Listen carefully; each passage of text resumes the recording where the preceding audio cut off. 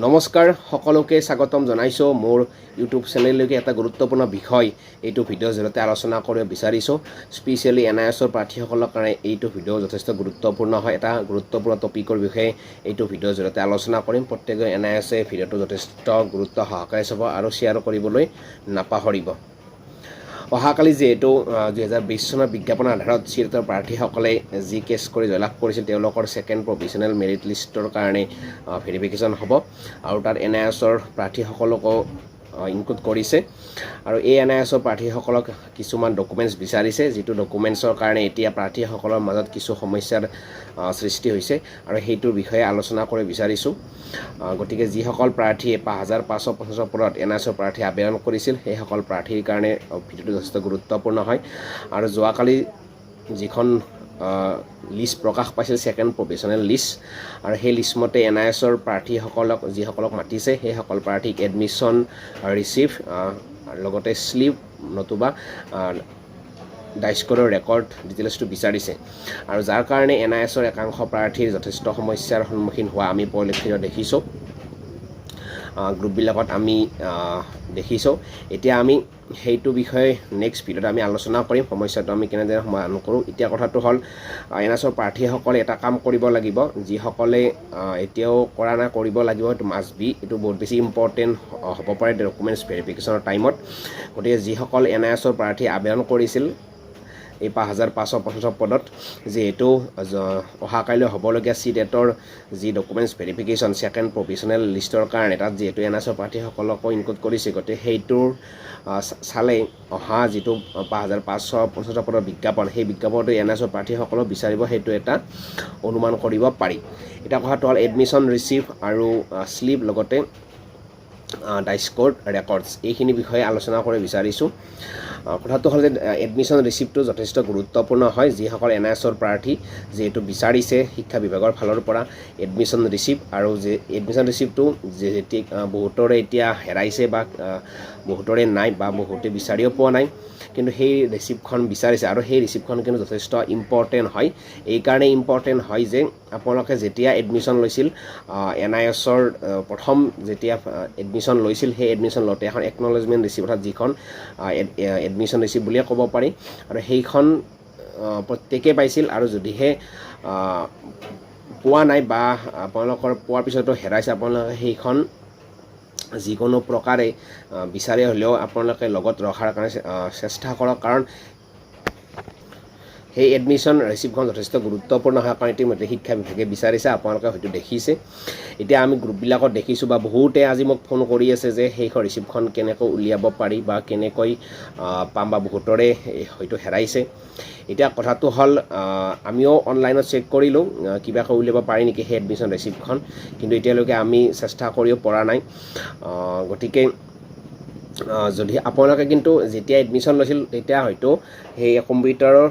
দোকানৰ পৰা প্ৰত্যেককে এখন একনলেজমেণ্ট ৰিচিপ্ট দিছিল আৰু তাত সকলো ডিটেইলছেই আছে আপোনাৰ হায়াৰ ছেকেণ্ডাৰী কিমান চনত পাছ কৰিছিল পাৰ্চেণ্টেজ কিমান আছে আপোনাৰ আধাৰ card number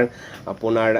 reference number enrolment number গোটেইখিনি ডিটেইলছ তাত সহকাৰে আছে বা আপুনি পে'মেণ্ট কিমান কৰিছিল কোনটো টাইমত কৰিছিল সেইখিনি নেট বেংকিঙৰ যিটো ৰেফাৰেঞ্চ নাম্বাৰ সেইটোও আছে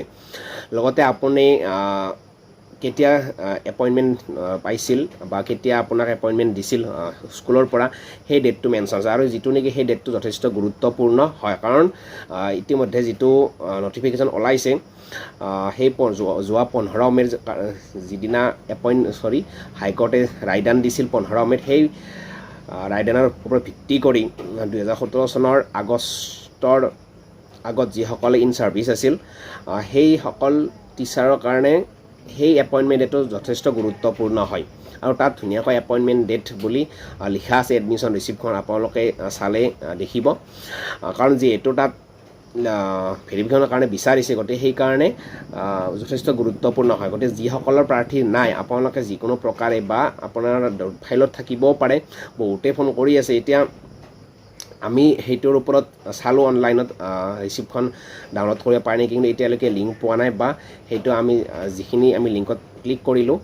তাত এতিয়ালৈকে এডমিশ্যন ৰিচিপ্টখন পোৱা নাই বাকি আই কাৰ্ড বা আপোনাৰ পেমেন্ট স্ট্যাটাস বা নতুবা এডমিশন স্ট্যাটাস সেই কাৰ্ডখন আমি পাইছোঁ কিন্তু আপোনাৰ এডমিশন ৰিচিপ্টখন ওলোৱা নাই গতিকে যিসকলৰ নাই বা হেৰাইছে আপোনালোকে ফাইলবিলাক বা অলপ মানে কি মনত ৰাখি কিনে ক'ত থৈছিল বা কেনেকৈ কৰিছিল আপোনালোকে অলপ বিচাৰ খোচাৰ কৰি অন্ততঃ সেই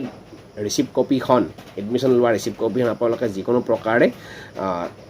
উলিয়াই আনিব ব্যৱস্থা কৰক বা ৰখাৰ ব্যৱস্থা কৰক কাৰণ এইটো অলৰেডি শিক্ষা বিভাগে বিচাৰিছে কাৰণ এইকাৰণে বিচাৰিছে আপুনি 2017 চনৰ আগষ্টৰ 18 তাৰিখৰ আগত আপুনি ইন ছাৰ্ভিচ আছিলে নাই সেইটো প্ৰমাণ হিচাপে আপোনাৰ এপইণ্টমেণ্ট ডেটটো যথেষ্ট গুৰুত্বপূৰ্ণ হয় আৰু সেই এপইণ্টমেণ্ট ডেটটো আপোনাৰ সেই একনলেজমেণ্ট যিখন এডমিশ্যন ৰিচিপ্ট তাত ধুনীয়াকৈ তলৰ ফালে দিয়া আছে আৰু এইটোৰ ওপৰত ভিত্তি কৰি আপুনি ইন ছাৰ্ভিচ হয় নহয় সেইটো হয়তো শিক্ষা বিভাগে নিৰ্ণয় কৰিব গতিকে সেইকাৰণে এডমিশ্যন ৰিচিপ্টখন যথেষ্ট গুৰুত্বপূৰ্ণ বাকী আই কাৰ্ড বা আপোনাৰ এডমিশ্যন ষ্টেটাছটোত তাত কিন্তু এপইণ্টমেণ্ট ডেটটো মেনশ্যন নাই বহুতে সেইবোৰ ডাউনলোড কৰি সুধি আছে এইখন হ'বনে নহয় এইখন হ'বনে এতিয়া কথাটো হ'ল যিহেতু অহাকাইলৈ ভেৰিফিকেশ্যন আছে NSO প্ৰাৰ্থীক যিহেতু ইনক্লুড কৰিছে তাৰ পৰাও কিছু তথ্য জানিব পাৰিব আৰু আমি যিখিনি ইনফৰমেশ্যন পাওঁ সেইখিনি আপোনালোকক নিশ্চয় জনাম কিন্তু আপোনালোকে যিকোনো প্ৰকাৰে এডমিশ্যন ৰিচিপ্টখন লগত ৰখাৰ ব্যৱস্থা কৰক বা আপোনালোকে যদি হেৰাইছে আপুনি বিচাৰক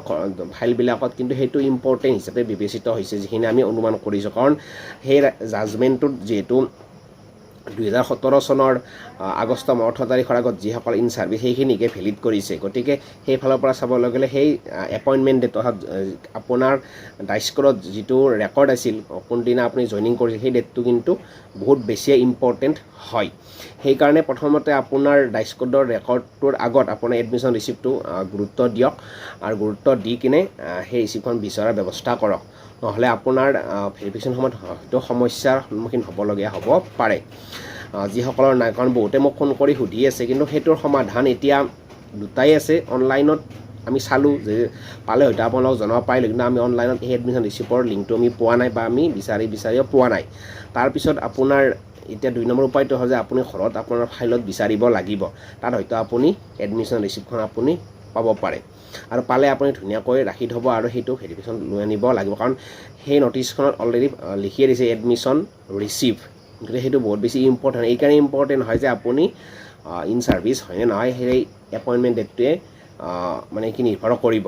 গতিকে বহুতৰে নাই যিসকলৰ নাই আপোনালোকে যেনেকৈ নহওক ৰখাৰ ব্যৱস্থা কৰক এইকাৰণে আপোনাৰ ভিডিঅ'টো বনাওঁ যাতে ডকুমেণ্টছ ভেৰিফিকেশ্যনত গ'লে আপোনাৰ সমস্যাৰ সন্মুখীন হ'ব লগা